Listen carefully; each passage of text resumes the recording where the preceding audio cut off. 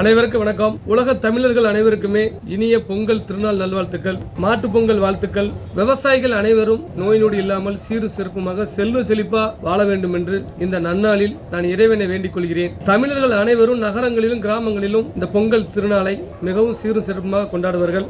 குறிப்பா கிராமங்களிலிருந்து நகரங்களுக்கு பணிபுரிய சென்றிருக்கும் இளைஞர்கள் அனைவரும் தங்களுடைய கிராமங்களுக்கு குடும்பத்தோடு பொங்கல் திருவிழா கொண்டாடுவதற்காக வந்திருப்பாங்க. அவர்கள் அனைவரும் மிகவும் கவனமாக இருக்க வேண்டும். மது அருந்திவிட்டு பொங்கல் திருநாளை கொண்டாட வேண்டும் என்று இளைஞர்கள் யாரும் நினைக்காதீங்க. உங்க தாய் தகப்பனோடு இருந்து, அக்கா தங்கச்சியோட இருந்து, மாமா மச்சனோட, பொண்டாட்டி பிள்ளையோட இருந்து இந்த பொங்கல் திருநாளை சந்தோஷமா கொண்டாடுங்க. உங்களுக்கு 4 நாள் லீவு கிடைக்கினா அதை குடும்பத்தோடு இருந்து நீங்க கொண்டாட வேண்டும் என்று நான் தாழ்மையோடு கேட்டுக்கொள்கிறேன். குடும்பத்தை விட்டுட்டு கிராமத்தில் உள்ள நண்பர்கள் கூப்பிட்டான் அப்படிங்கிற காரணத்துக்காண்டி ஆலமரத்துக்கு அடியிலையும் ஊர் எல்லையிலையும் போய் நீங்க மது அருந்து விட்டு அதால ஏதாவது ஒரு பிரச்சனை வந்துச்சுன்னு வைங்களேன், நீங்க திருப்பி போய் பணிபுரியணும். நகரங்களில் ஏற்கனவே பார்த்த வேலையில